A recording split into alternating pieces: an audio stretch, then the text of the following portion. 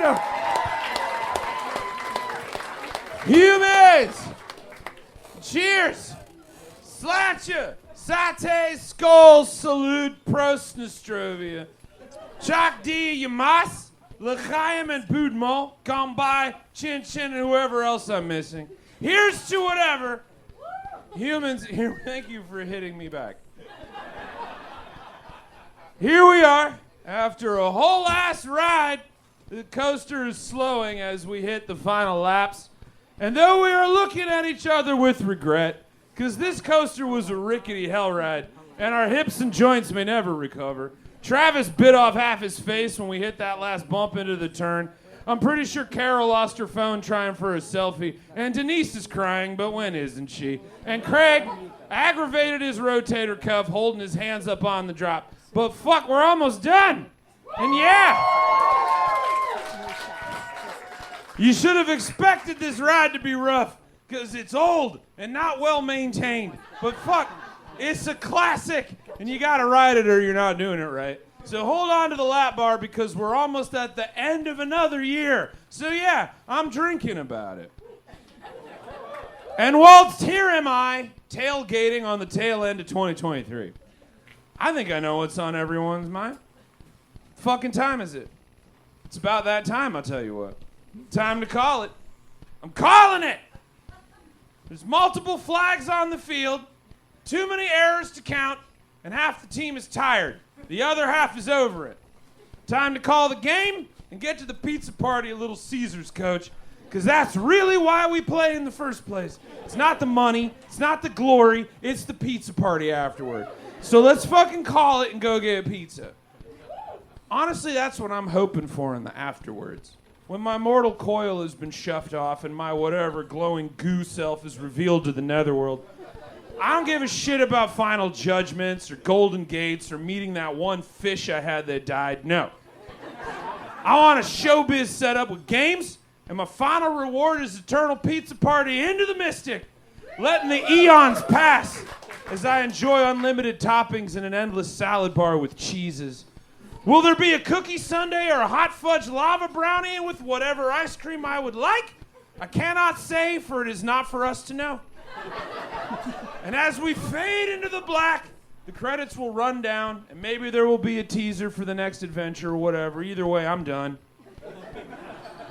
My hot and sauced reward hath been given upon me, and I shall remain in that moment, eternally looking for a napkin and then giving up, because who gives a shit? I'm covered in pizza. Lay my troubles down, Lord, and there shall be pieces enough for everyone.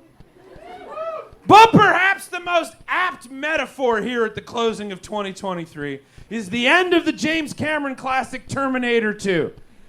We are all of us, about ready to climb up the catwalk, grab the chain, say our goodbyes, because we know why you cry, give the controls over to someone else, and lower ourselves into the hot molten metal of which we are made. Thumbs up, zero fucks, grateful for the darkness.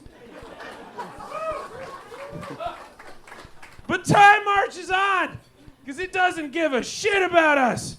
Clearly, because recently in the last act of 2023, about when we're getting to the part where we're either going to get in a final fight, finally a first kiss, finish off the last fuck that did us wrong, or just fly out of here on a whack-ass contraption MacGuffin we built throughout the film, humanity has jumped the shark.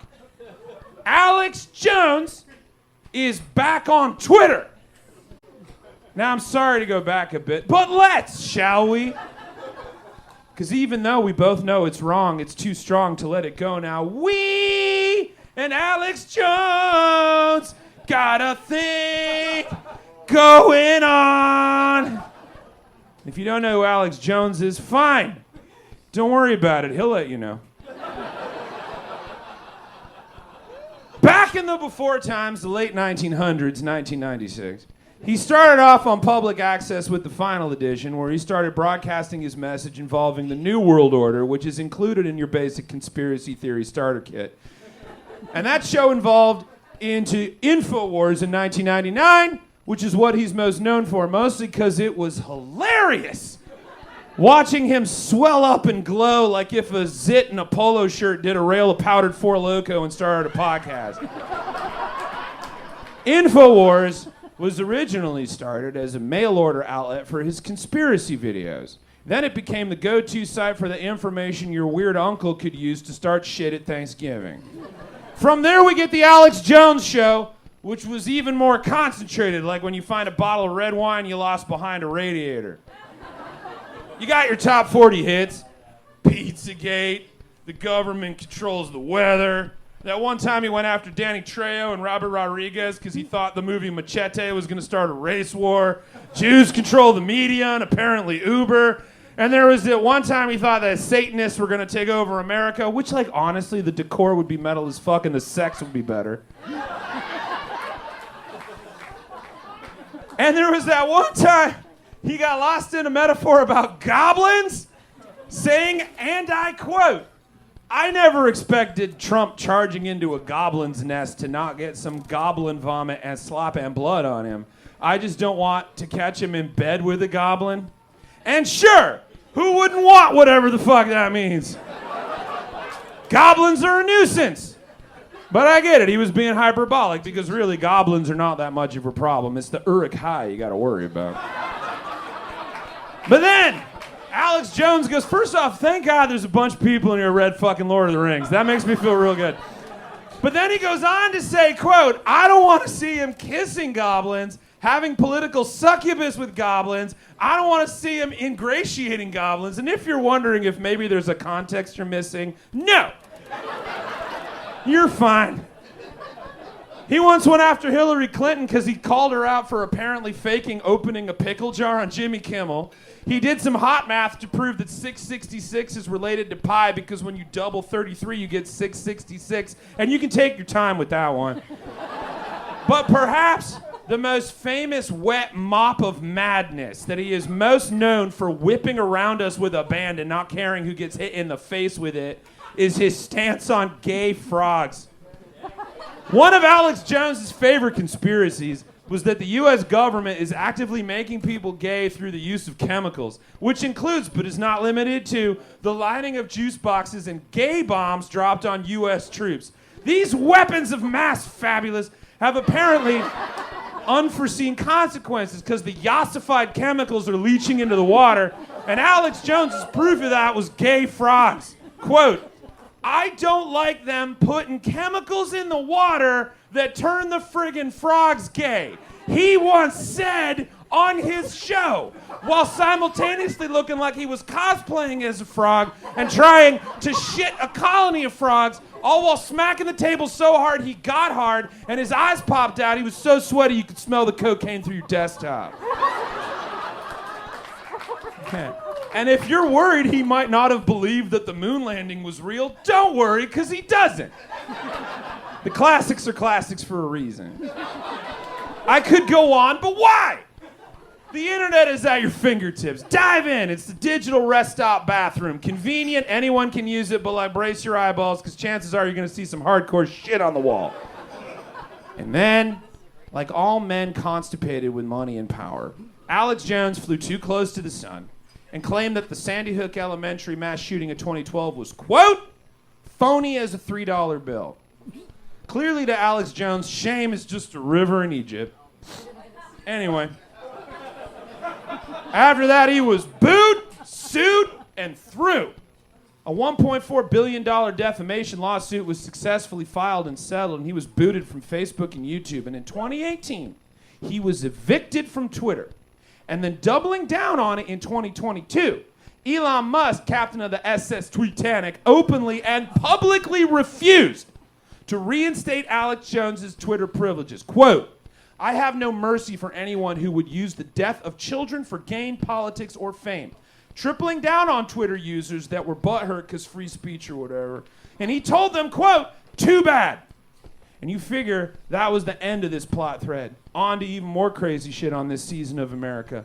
But whilst given zero shits about the crushing weight of the hypocrisy rocks cascading down Bullshit Mountain, America's creepy cousin Tucker Carlson called out Elon Musk's stance on free speech during an interview with Alex Jones on December 7th, 2023. Quote, "Hey, if you're such an absolutionist on free speech, bring back Alex Jones." Because Tucker Carlson called Elon a beta or whatever on the playground of our lives in an act so dick-slappingly confounding that even Pierce Morgan called it, quote, atrocious. There has to be limits. He is a hate speech monster. Elon Musk reinstated Alex Jones back to Twitter, now called X, but only by Elon Musk. So yeah, I'm calling it. Tired of the game, tired of playing. I just want to take off my cleats and get to my party, America. I wish I had more in me to run the bases, but how can I when you keep changing the rules and writing yourselves into bigger plot problems and confusing team-ups and twists? Like you're not going to win the Emmy. It's not happening. It has gone off the rail. You're not just jumping the shark, but you're full-on running into his butthole and smashing into its colon. And whilst you kick your way out of said shark's ass, as the hours count down to the end of 2023, I've gone and given their sad dick attention, the sustenance it needs to keep disappointing. Even I can't escape the shit writing on this season. Crushed under the weight of my own irony, I am no better. And so, in my final act of 2023, I will leave you, humanity. I'm walking out on that catwalk, grabbing the fucking chain, and lowering myself into the hot, melted bucket of the mess we've all made and have come from. Zero fucks, just a thumbs up, hoping y'all figure this shit out, because I'm done and going for pizza. Do-do-do-do-do. Do-do-do-do-do. Do-do-do-do-do-do.